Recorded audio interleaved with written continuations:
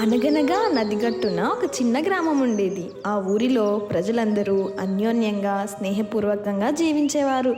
గ్రామంలోని గుడి ప్రజల భక్తికి కేంద్రంగా ఉండేది. పూజారి గారు నిత్యం భగవంతుణ్ణి భజిస్తూ ఉండేవారు. ఓ స్వామి, నీ సేవలో నిన్ను నిత్యం ధ్యానిస్తూ ఉంటాను. నన్ను, ఈ గ్రామ ప్రజల్ని ఏ ఆటంకం రాకుండా చల్లగా చూడు తండ్రి. అలాంటి పండంటి ఊళ్ళో ఒక సంవత్సరం ఉధృతంగా వర్షాలు పడి నది పొంగి వరదలొచ్చాయి. ఊరంతా నీళ్లు నిండిపోవడం మొదలైంది. ఊళ్ళో ఉన్న వాళ్ళంతా వరద నుంచి తప్పించుకోవడానికి తమ ఇళ్లను వదిలేసి పై ప్రాంతాలకు బయలుదేరారు.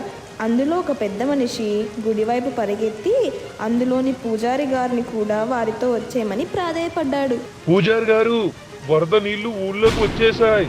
ఇంటి గడపల దాకా నీళ్లున్నాయి. పరిస్థితి ప్రమాదకరంగా ఉంది.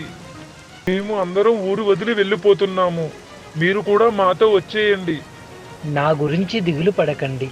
నేను నిత్యం సేవించే నా స్వామే నన్ను కాపాడుతాడు. మీరు వెళ్ళండి. ఆ మాట విని ఆ పెద్ద మనిషి వెళ్ళిపోయాడు. కొంతసేపటికి నీళ్లు నడుము దాకా వచ్చేశాయి.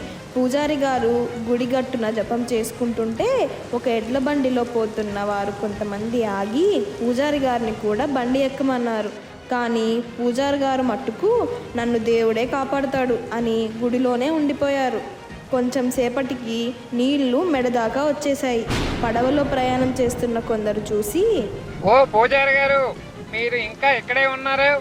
ఇక్కడ ఉండటం చాలా ప్రమాదకరం. నీళ్లు చాలా వేగంగా వచ్చేస్తున్నాయి. మీరు మాతో రండి. మీరు వెళ్ళండి, నన్ను దేవుడే కాపాడుతాడు. చలితో వణుకుతూ ఆ పూజారి ముక్కు దాకా నీళ్లు వచ్చేసరికి ఇంక కంగారు పడ్డాడు. అతి త్వరలో గుడి మొత్తం నీళ్లు నిండిపోయాయి. పూజారి గారు దేవుడి ధ్యానం చేసుకుంటూనే గుడి గోపురం ఎక్కి కూర్చున్నారు. కొంతసేపటికి దిగులు మొదలైంది. ఎప్పటికీ వాన ఆగడం లేదు. చలిగా ఉంది. నీళ్ల ప్రవాహం ఎక్కడా ఆగేలా కనిపించడం లేదు. దేవుడా, నీకు నేనేం తక్కువ చేశాను? రోజు శ్రద్ధగా పూజలు చేశాను. నిన్నే నమ్ముకున్నాను. అయినా నన్ను కాపాడడానికి రావేంటి? అని దేవుడితో ఫిర్యాదు చేసుకోవడం మొదలెట్టాడు. దేవుడు ప్రత్యక్షమయ్యాడు.